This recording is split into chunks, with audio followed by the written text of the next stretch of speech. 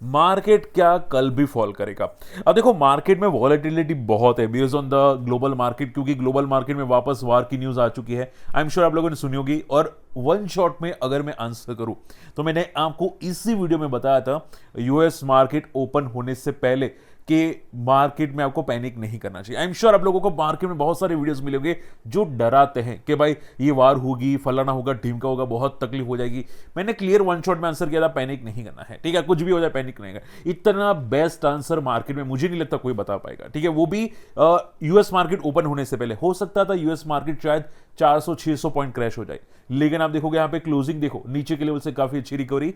और जिनको नहीं पता है, गिफ्ट निफ्टी, ठीक है, बता रहा है कि यहां पे गैप अप ओपन हो सकते हैं 120 पॉइंट्स। हालांकि आज का यूएस मार्केट ओपन नहीं हुआ है। अगर ओपन हो जाता है मार्केट, आज यूएस पॉजिटिव में क्लोजिंग देता है, तो हो सकता है हमारा मार्केट कल बहुत ज्यादा गैप अप ओपन हो।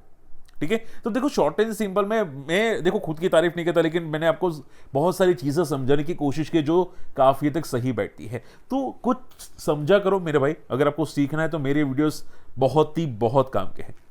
ठीक है, चलिए तो बात आती है यहाँ पे सर मार्केट में क्या क्या न्यूज है, एंड आप लोगों की मैं कुछ क्वेरीज कवर करूंगा, तो वीडियो एंड तक जरूर देखेगा। एंड देखो मैंने जो टेक्निकल ऑफ स्टॉक की प्लेलिस्ट है वो शेयर की वापस टेलीग्राम ग्रुप के अंदर, तो आप जाके जरूर चेकआउट कर सकते हैं और जरूर फोकस कर सकते हैं। बहुत सारे स्ट्रेटेजीज मैंने आपको फ्री ऑफ कॉस्ट शेयर की है जो मार्केट में कोई नहीं बताता। ठीक है, चलिए स्टार्ट करते हैं। देखो शॉर्ट एंड सिंपल अगर रखना चाहे तो यहाँ पे मार्केट ने एक पॉज कैंडल बनाई है। ये डेफिनेटली डराने वाली बात होती है क्योंकि बहुत तगड़ा फॉल हुआ था। लेकिन अगर कल गैप अप ओपन होता है, ठीक है, तो आप ये समझो शॉर्ट एंड सिंपल में कि निफ्टी एक रेंज में रहने वाला है अभी कुछ दिनों के लिए। ठीक है, ज्यादा फॉल की एक्सपेक्टेशंस नहीं है, ज्यादा ऊपर जाने की एक्सपेक्टेशंस नहीं है। मार्केट हमेशा अगर रिकवर करना होता है तो ऐसी चीजें करता है। जब मार्केट तगड़ा फॉल करता है ना, ऐसे ऊपर के लेवल से तगड़ा फॉल करते हैं ना, तो पुल बैक के लिए बहुत तगड़ी मूव आती है, फिर बहुत बड़ा वापस फॉल, वापस मूव एंड वापस फॉल करके टाइम स्पेंड करता है ताकि पूरा का पूरा जो सेलर्स होते हैं ना, सेलर जो सेलिंग करते हैं उसको एब्जॉर्ब कर सके। ठीक है, यानी कि बायर्स भी ट्राई करते हैं, सेलर्स भी ट्राई करते हैं, इसकी वजह से वॉलेटिलिटी बढ़ती है। ठीक है, तो ये बात आपको ध्यान में रखनी है। तो कल अगर गैप अप ओपन होता है मार्केट, ओके, तो हो सकता है ऊपर के लेवल से प्रॉफिट बुकिंग आ जाए। क्यों? जैसे कि मैंने आपको समझाया कि बायर्स भी ट्राई करेंगे, सेलर्स भी ट्राई करेंगे, तो ये बहुत घमासान युद्ध होगा एक टाइप का बायर सेलर्स का। तो वॉलेटिलिटी आपको बहुत मिलने वाली है, तो ये बात आपको ध्यान में रखनी है। उसकी वजह से क्या होगा, प्रीमियम डीके होना स्टार्ट हो जाएगी एक साइड पे, और दूसरी साइड पे इंक्रीज होना स्टार्ट हो जाएंगे। तो रेंज बाउंड कल भी मार्केट मुझे लगता है रह सकता है। गैप अप में मार्केट फॉल की पॉसिबिलिटी मुझे दिखाई देती है। हाँ, बहुत बड़ा फॉल नहीं होगा, लेकिन अगर गैप अप हुआ तो थोड़ा बहुत फॉल हो सकता है। अगर स्टेबल ओपन हुआ तो मुझे लगता है मोमेंटम पॉजिटिव साइड पे रहने वाली है, और अगर गैप डाउन ओपन हुआ तो फिर कंफ्यूजन क्रिएट करेगा मार्केट, तो मार्केट शायद थोड़ा नीचे जा सकता है। मैं आपको तीनों सीनियर बता रहा हूं, ज्यादातर एक्सपेक्टेशन गैप अप के हैं, लेकिन रेयर केस में अगर गैप डाउन ओपन हुआ तो ऐसा ना हो कि सर मुझे पता ही नहीं था कि गैप डाउन ओपन होने के बाद करना क्या है। ठीक है, तो मैं आपको समझा रहा था कि गैप डाउन ओपन होने के बाद फॉल होने के चांसेस है। बात समझ में? तो ये तीन सिनेरियो माइंड में पकड़ के चलना। सेम चीजें बैंक निफ्टी में भी होने वाली है। For me gap up open होने के बाद फॉल, स्टेबल ओपन होने के बाद ऊपर जा सकता है, एंड गैप डाउन में और फॉल कर सकता है। एफआई की सेलिंग है अभी भी थोड़ा सा नेगेटिव है। होप्स सो कि एफआई की सेलिंग बहुत जल्दी कम हो जाए, लेकिन ये इसी वजह से मार्केट थोड़ा वीक रह सकता है। अब देखो मार्केट में बहुत तगड़ी न्यूज आ रही है जो आपको फोकस करनी चाहिए। मैंने ये न्यूज शेयर की थी, और न्यूज थी यहां पे एसएमई आईपीओस की। ठीक है, मैंने ऑलरेडी यहां पे शेयर कर दी थी। अब सेबी एक नया रूल लाने वाली है। ठीक है, रिटेल इन्वेस्टर्स को बहुत जगह से प्रोटेक्ट किया जा रहा है। Okay, retail investors by share market में एफ&ओ करते हैं तो वहां पे लॉसेस करते हैं, वहां पे बचाने की कोशिश की है। उसके बाद एसएमई आईपीओस में, और उससे पहले आई एम श्योर कि क्रिप्टो करेंसी में रिटेल इन्वेस्टर ज्यादा अमीर ना हो जाए क्रिप्टो में। ठीक है भाई, बिटकॉइन बहुत तगड़ा भागता है, ज्यादा अमीर ना हो जाए, तो वहां पे भी उनको प्रोटेक्ट करने की कोशिश की गई है ताकि मिडिल क्लास, इन शॉर्ट में मिडिल क्लास रहे, ज्यादा ऊपर ना जाए, बड़े प्लेयर्स के पास ना जाए। ठीक है, करोड़पति ज्यादा बनना ना जाए। देखो करोड़पति अगर मिडिल क्लास बन जाते हैं तो खुद सोचो कि उनकी फैक्ट्री में काम कौन करेगा। ठीक है, घर में झाड़ू पोछा जो काम वाली आती है वो कौन करेगा। तो middle class, lower middle class के लिए सेबी एक स्ट्रिक्ट लगाना चाहती है ताकि वो अपने दायरे में रहे, अपनी औकात में रहे। सिंपल सिंपल बात है। ठीक है, मैं अगर गलत हूं मुझे कमेंट में जरूर मेंशन करना। ठीक है, एक सिंगल चीज है। एसएमई में अभी आईपीएस में क्या अपडेट है, तो आप देखोगे यहां पे कि 1 लाख की जो एप्लीकेशन थी उसको बढ़ा के 2 लाख कर दिया है। और हो सकता है, देखो ध्यान से सुनो, ये अभी एक ऑन पेपर है, कंफर्म नहीं हुआ है, तो ये कंफर्म होगा 90% सेबी इसमें से कोई चेंजेस नहीं करेगी, ये पकड़ के चलना। ठीक है, आप यहां पे सेबी ने कमेंट मांगी है पब्लिक की, लेकिन माई का लाल है कि किसी की बात सेबी सुनती है, ना फाइनेंस मिनिस्टर सुनती है, ना सेबी सुनती है। ठीक है, तो आप देखोगे यहाँ पे 1 लाख से बढ़ा के 2 लाख करने वाली एप्लीकेशंस, ठीक है, यानी कि आईपीओ में, और 2 लाख की जगह 4 लाख भी हो सकता है, ऐसा माना जा रहा है। यानी कि एक आईपीओ एसएमई का, उसमें शायद 2 लाख से 4 लाख का एप्लीकेशन साइज हो सकता है। ठीक है, तो होगा क्या कि रिटेल इन्वेस्टर का पार्टिसिपेट कम हो जाएगा। क्यों कम होगा, और वो लोग क्यों ऐसा करना चाहते हैं, ताकि रिटेल इन्वेस्टर्स प्रोटेक्ट रहे। देखो, रिटेल इन्वेस्टर को कैसे प्रोटेक्ट कर रहे ये लोग, या आप ये समझो कि जो भी रिटेल इन्वेस्टर को प्रोटेक्ट करने की कोशिश की जा रही है, एसएमई आईपीओस में वो लोग इन्वेस्ट करते हैं, उनका पैसा स्टक हो जाता है। आप देखोगे यहाँ पे उनका पैसा स्टक हो जाता है। See, investor get stuck if the sentiment change after the listing, यानी कि सेंटीमेंट चेंज हो जाते हैं तो इन्वेस्टर स्टक हो जाते हैं, और उसी को बचाने के लिए यहाँ पे साइज आईपीओ की बढ़ जाती है।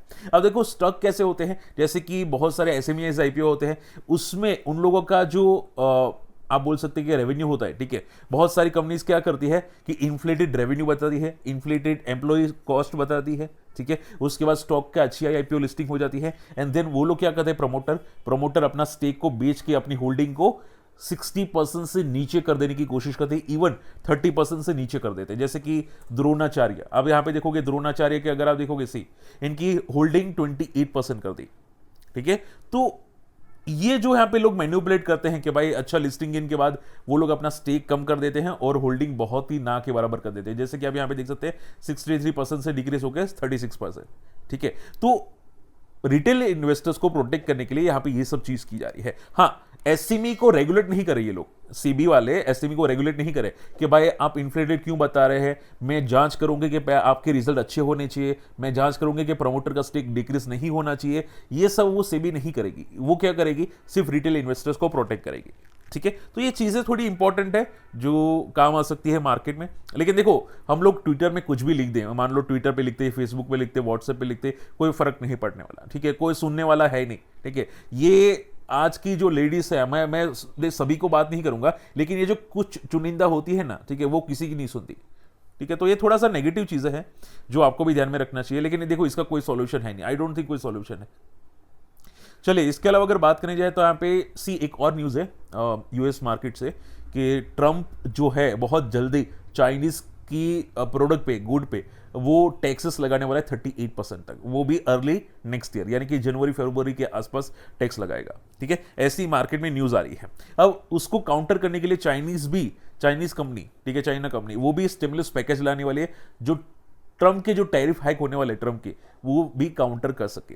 यानी कि शॉर्ट एंड सिंपल में आपको पैनिक करने की जरूरत नहीं है। अगर कोई कंपनी इंडिया की चाइना में है, टाटा स्टील जैसी कंपनी है, दूसरी कंपनीज, तो कोई ज्यादा इंपैक्ट करने की कोशिश नहीं करनी चाहिए, ज्यादा पैनिक करने की कोशिश नहीं करनी चाहिए, क्योंकि चाइना भी स्टिमुलस पैकेज लाने वाली है। So nothing to worry. UPL की एक बहुत बड़ी न्यूज़ है, देखो ध्यान से सुनो। यूपीएल में अगर कोई इन्वेस्टर्स है तो उनके लिए कुछ मिक्स न्यूज़ है। मिक्स न्यूज़ यानी कि नेगेटिव भी है, पॉजिटिव भी है। नेगेटिव क्या है कि वो कंपनी राइट इशू लाने वाली है 3,300 करोड़ के आसपास का, और राइट इशू की जो प्राइस है वो डिस्काउंट पे है 34% का, यानी कि आने वाले टाइम के अंदर थोड़ा बहुत ये डिप मार सकता है स्टॉक, यूपीएल का स्टॉक। ठीक है, अब पॉजिटिव न्यूज क्या है इसमें कि सर ये तो नेगेटिव न्यूज है, तो पॉजिटिव न्यूज क्या हुई? पॉजिटिव न्यूज ये है कि कंपनी अभी कुछ फंड रेजिंग और भी की है, 2,000 करोड़ की, कुछ अपना आई थिंक कोई स्टेक बेचा है कंपनी ने और फंड रेजिंग की है, और ये भी जो फंड रेजिंग है वो भी शायद कंपनी के लिए पॉजिटिव हो सकती है, तो कि कंपनी अपना डेट को रिड्यूस करने की कोशिश करी है। ठीक है, अगर डेट रिड्यूस होती है तो हो सकता है इनके मार्जिन इंप्रूव हो और आने वाले टाइम के अंदर प्रॉफिट में आ जाए। तो फ्यूचर प्लान्स काफी तगड़े हैं, लेकिन शॉर्ट टर्म प्लान्स नेगेटिव है, तो राइट इशू की वजह से स्टॉक चांसेस है कि फॉल कर सकता है। ये बात गांठ बांध लेना, स्टॉक में वॉलेटिलिटी बहुत भयंकर आने वाली है। ठीक है, यूपीएल के अंदर। चलिए, उसके अलावा अगर बात करें जाए महाराष्ट्र के एग्जिट पोल, देखो एग्जिट पोल तो आया नहीं है, मैं वीडियो थोड़ा अर्ली बना रहा हूं, तो देखते हैं यहाँ पे एग्जिट पोल क्या आते हैं। लेकिन हाँ, महाराष्ट्र के एग्जिट पोल भी मार्केट को वॉलेटिल कर सकते हैं। तो जैसे कि मैंने बोला कि वॉलेटिलिटी बहुत तगड़ी होने वाली है अभी कुछ टाइम के लिए। देखो एग्जिट पोल हो कि ना हो, मान लो कि इलेक्शन नहीं हो, जस्ट एग्जाम्पल, ठीक है, तो भी वॉलेटिलिटी बहुत होगी। क्यों? क्योंकि जहां पे मार्केट सपोर्ट बनेगा ना, वहां पे वॉलेटिलिटी आपको जरूर दिखाई देगी। ठीक है, मार्केट सपोर्ट बनाने के लिए वॉलेटिल रहते हैं, स्टॉक भी वॉलेटिल होते हैं। ठीक है, जैसे कि मैं आपको एक एग्जांपल बताना चाहूंगा, पॉलीप्लेक्स का स्टॉक, जस्ट एग्जांपल। ठीक है, सी ये वाला पॉलीप्लेक्स का stock, just a second, Polyplex see, okay मैं अगर मंथली चार्ट के अंदर देखने जाऊँ तो स्टॉक जब यहाँ पे आप देखोगे फॉल किया था ना, फॉल किया था, ठीक है, यहाँ पे वॉलेटाइल हुआ पॉलीप्लेक्स, यहाँ पे वॉलेटाइल हुआ, वापस फॉल एंड देन ऊपर। तो यहाँ पे देखोगे 4 महीने एक रेंज में रहा और वॉलेटिलिटी आती हुई दिखाई दी, ऊपर गया वापस फॉल किया, वापस ऊपर गया, तो सेलर को एब्जॉर्ब किया और भाग गया। सेम चीजें आपको निफ्टी में होती हुई दिखाई दे सकती है, ठीक है। एंड फॉर मी महाराष्ट्र में आई डोंट थिंक कोई पैनिक होगा, वापस बीजेपी ही आने वाली है, तो कोई फर्क नहीं पड़ने वाला, बीजेपी जहां पे जाएगी वहीं पे आएगी, ठीक है। Okay last not the least, hybrid mutual fund. देखो एक बात ध्यान से सुनो, म्यूचुअल फंड एक साल में हाइब्रिड म्यूचुअल फंड ने 25% तक के भी रिटर्न दिए हैं, ठीक है, हाइब्रिड म्यूचुअल फंड ने, यानी कि मल्टी कैप ने। उसमें सबसे पहला नाम आता है क्वांट मल्टी कैप फंड, जहां तक मैं गलत नहीं हूं, ठीक है। तो पॉइंट क्या जाता है कि एक साल में 25% का रिटर्न, आई डोंट थिंक कि आपका कोई बिजनेस भी देगा। अगर आप बिजनेस करते हैं तो क्या एक साल में 25% के रिटर्न मिल सकते हैं? आप मान लो 1 लाख का इन्वेस्ट करते हैं, 10 लाख का इन्वेस्ट करते हैं, या 1 करोड़ का इन्वेस्ट करते हैं, क्या 25% देगा?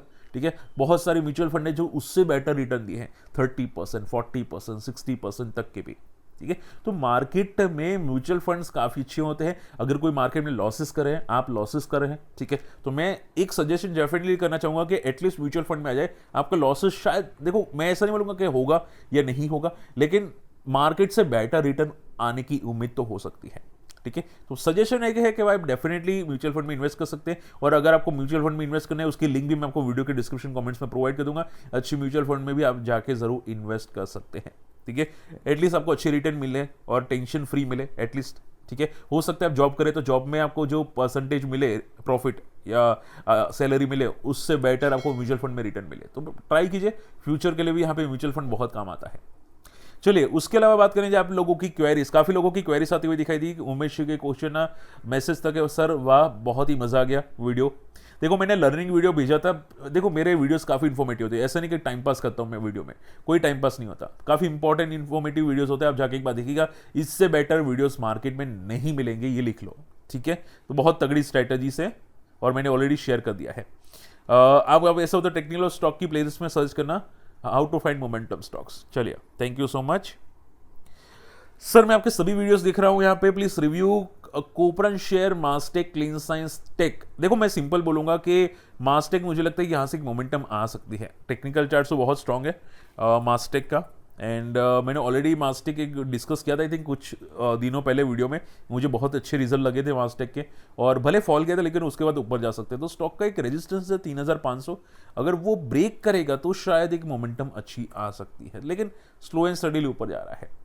अगर मैं क्लीन साइंस की बात करूं तो देखो रिजल्ट के बाद तगड़ा फॉलो हुआ है, तो आई थिंक सो अभी कोई मोमेंटम है नहीं क्लीन साइंस में, एक वीक ट्रेंड में आ चुका है, हो सकता है थोड़ा और वीक हो। एंड हालांकि लॉन्ग टर्म में काफी मैंने कंपनी को स्टडी किया है बहुत बार, लॉन्ग टर्म तो ठीक है लेकिन अभी के लिए वीकनेस बहुत है स्टॉक में, तो 3-4 महीने तो भूल ही जाओ, स्टॉक में कुछ हो सकता है। प्रकाश जी का यहाँ पे क्वेश्चन था मॉइल में क्या हो सकता है। देखो मैं एक सिंपल बोलूंगा, आप भले कोई भी स्टॉक पिक करें, ठीक है, आपको जो स्टॉक पसंद है आप पिक कर सकते हैं, लेकिन मैं एक रिक्वेस्ट करूंगा कि हो सके तो ऐसे स्टॉक पिक करो फॉलिंग मार्केट में कि जहां पे आपको अच्छे रिटर्न मिले लॉन्ग टर्म के अंदर, मिड टर्म के अंदर, ठीक है। मैं आपकी जगह होता, मैं पता है क्या करता, मैं क्वालिटी स्टॉक लेता। अगर मुझे पोर्टफोलियो बनाना होता ऐसे फॉलिंग मार्केट में, तो पोर्टफोलियो में क्वालिटी स्टॉक लेता, लाइक मान लो इन्फोसिस ले लेता। इन्फोसिस के अलावा मास्टेक भी अच्छा स्टॉक है रेगुलर में, उसके अलावा बहुत सारे स्टॉक है, मुझे अभी नाम भी एग्जैक्टली याद नहीं आ रहे हैं। एंजल वन जैसे स्टॉक हो जाते हैं, ठीक है, मैंने अभी जो दिवाली की पोर्टफोलियो की लिस्ट बनाई थी, एंजल वन स्टॉक हो जाते हैं, नोवामा स्टॉक हो जाते हैं। तो ऐसे जो स्टॉक्स है जहां पे फंडामेंटल ग्रोथ बहुत तगड़े हैं, ठीक है, बहुत तगड़े ग्रोथ है, वैसे स्टॉक को पिक करो जहां पे फ्यूचर फॉल काफी कम हो सकता है। अफेल का स्टॉक अच्छा हो जाता है, बात समझ में आ रही है। तो ऐसे स्टॉक को पिक करो जो जिसके रिजल्ट ही वॉलेटाइल हो, आप सिर्फ स्टॉक को ऊपर जा रहे हो वहां पे देख रहे हो, तो उसको बेटर है दूसरे स्टॉक देखो, ठीक है, बात समझ में आ रही है। हालांकि स्टिल आपकी जो क्वेरी हो वो शॉर्ट आउट कर देता हूं। स्टॉक देखो मैं सिंपल बोलूंगा, ऊपर के लेवल से काफी तगड़ा फॉल हुआ है, ये क्लियर साइन है, सेलिंग प्रेशर बहुत तगड़ा बढ़ रहा है स्टॉक में। तो अभी के लिए स्टॉक को सपोर्ट ले लेना चाहिए था, अराउंड 400 या 350 पे नहीं लिया है, ये थोड़ा नेगेटिव साइन है। हो सकता है स्टॉक यहाँ पे 230 के 240 के आसपास आए, वहां पे तो उसका फादर भी सपोर्ट ले लेगा, ठीक है। तो हाँ बंदा सपोर्ट ले सकते हैं नीचे, लेकिन देखो कॉशियस रहना, ऐसे स्टॉक बहुत ही वॉलेटाइल एंड रिस्की हो जाते हैं। देखो वारी का स्टॉक तो मैंने ऑलरेडी आंसर कर दिया। शॉर्ट टर्म में मुझे थोड़ा तो वॉलेटाइल लगता है और शॉर्ट टर्म में कोई मोमेंटम है नहीं, तो बी कॉशियस शॉर्ट टर्म के अंदर अगर आपका व्यू है शॉर्ट टर्म। तो लॉन्ग टर्म हाँ ठीक है, लॉन्ग टर्म ठीक है, अगर आपको करना है कर सकते हैं, ठीक है। वीबीएल की यहाँ पे क्वेरी आती हुई दिखाई दी कि सर वीबीएल में क्या हो सकता है। जस्ट अ सेकेंड, ठीक है, just a second. Pathak ji यहाँ पे वीबीएल की क्वेरी थी। वीबीएल लेना चाहूंगा, मेरा one of the hot favourite था, लेकिन काफी भागा हुआ स्टॉक है। एंड आई थिंक टॉप पे अभी देखो काफी कंसोलिडेशन कर रहा है। तो मैं देखो ऐसे कोई स्टॉक टॉप पे कंसोलिडेट करते हैं तो मुझे थोड़ा डर लगता है कि भाई एक बार नीचे आना स्टार्ट किया ना तो 3-4 साल भाई आंख बाहर निकल आएगी, सीरियस नोट पे 3-4 साल नीचे रह सकता है। तो मैं नहीं चाहता कोई स्टॉक में टॉप से कोई फंस जाए यार। मंथली चार्ट पे काफी भागा हुआ स्टॉक है। 100 का स्टॉक 600 हो चुका है, तो मुझे थोड़ा रिस्की लगता है। तो आपको कॉशियस रहना, ठीक है, आपको जो करना है कर सकते हैं, लेकिन मुझे थोड़ा ऐसे स्टॉक में लॉन्ग टर्म मैं तो नहीं सोचूंगा कभी भी। अपोलो के बारे में बात करने जाए, यहाँ पे प्रशांत जी का यहाँ पे क्वेश्चन था अपोलो माइक्रो सिस्टम। सी अपोलो के स्टॉक रिजल्ट थोड़े एवरेज आ रहे हैं, इसके फंडामेंटली अच्छा स्टॉक है, लेकिन देखो पॉइंट क्या आ जाता है, स्टॉक सस्टेन नहीं कर पा रहा है ऊपर के लेवल पे। तो आई थिंक सो कि स्टॉक 85 आ सकता है अप्रोक्सीमेटली, लेकिन कोई ज़्यादा पैनिक करने की कोशिश नहीं करना है। स्टॉक अच्छा है, फंडामेंटली फॉल कर रहा है थोड़ा बहुत टेम्पररी बेसिस पे, लेकिन टाइम लेके ऊपर जा सकता है, लेकिन टाइम लेके ऊपर जा सकता है। अगर मैं रिजल्ट की बात करने जाऊँ तो रिजल्ट भी काफ़ी अच्छे आ रहे हैं स्टॉक के, तो आई डोंट थिंक कि कोई पैनिक करने की ज़रूरत है। टेम्पररी फॉल है, देखो कोई लेता नहीं ना, इसकी वजह से फॉल करता है, तो ठीक है, अच्छा है।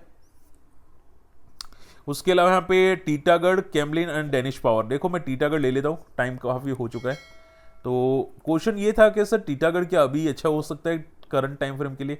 सो सी फॉर मी टीटागढ़ तो अच्छा हो सकता है, आपको लेना नहीं लेना आप पे डिपेंड करता है, ठीक है। तो मैं एक सिंपल चीज़ बोलूँगा कि बजट, जैसे कि मैं आपको बार बार बोलता हूँ कि बजट के टाइम पे स्टॉक में मोमेंटम हो सकती है, जो दिसंबर के आसपास स्टार्ट हो सकती है। तो आई थिंक सो कि जीआरएससी, आरवीएनएल, टीटागढ़ सब यहाँ से मोमेंटम कर सकते हैं, ठीक है। तो ये ऑलमोस्ट बेस हो चुका है, आई थिंक सो यहाँ से मोमेंटम तो आनी चाहिए एक बार के लिए, कम से कम 10-15% की, तो टिल बजट। तो आई थिंक सो करना चाहते हैं एवरेज कर सकते हैं, फॉर मी पॉसिबल तो हो सकता है। कैमलिन फाइनेंस की यहाँ पे क्वेरी आती हुई दिखाई दी कि सर इसमें क्या हो सकता है, क्या ये स्टॉक मोमेंटम करेगा, ठीक है। क्या खरीदो, देखो कैमलिन लाइफ साइंसेस आपको खरीद सकते हैं, लेकिन मैं सिंपल बोलूंगा कि अभी ऊपर जाने की कोई पॉसिबिलिटी नहीं दिखाई दे रही। ऐसा नहीं है कि यहां से तगड़ा मूव करेगा। मुझे कंपनी लॉन्ग टर्म के अंदर देखो एक प्योर रेंज अमाउंट में है, तो जब तक ये स्टॉक 200 के ऊपर नहीं जाता तब तक कहना मुश्किल है। हाँ, अगर आपका 2-3 साल का व्यू है तो ठीक है, लेकिन 1 साल का व्यू है तो मुझे थोड़ा रिस्की लगता है। वैसे भी कंपनी ने काफ़ी बड़ा लॉसेस किया है, तो आई थिंक सो थोड़ा रिस्की स्टॉक है। अभी कुछ करना बेवकूफ़ी हो सकती है, ठीक है, बाकी तो आप पे डिपेंड करता है। And last not the least, Danish power. Samar ji का क्वेश्चन था यहाँ पे डेनिश पावर। मैंने अभी रिजल्ट देखे डेनिश पावर के, काफ़ी अच्छे रिजल्ट है स्टॉक के, ठीक है। एंड देखो एसएमई स्टॉक है और अभी सेबी ने जो किया है ना, ठीक है, तो मुझे भाई पता नहीं क्या होगा यहाँ पे स्टॉक के अंदर। लेकिन अगर आपको करना है तो दो चीज़ें कर सकते हैं, या तो 900 को क्रॉस अगर वापस करेगा तो सोच सकते हो स्टॉक को, या फिर ये स्टॉक वापस एक बार के लिए 600 आएगा तब ये स्टॉक को सोच सकते हैं, ठीक है। दोनों में से एक चीज़ कर सकते हैं, बाकी बंदे में दम तो है, ठीक है, डेनिश पावर के अंदर। चलो आई होप आज का वीडियो पसंद है, वीडियो लाइक जरूर कीजिएगा, शेयर कीजिएगा, ताकि वीडियो ट्रेंडिंग में है और टेलीग्राम में नहीं है, आप जाके जरूर जुड़ सकते हैं, ठीक है। मिलते अगले वीडियो में, तब तक के लिए गुड बाय, जय हिंद।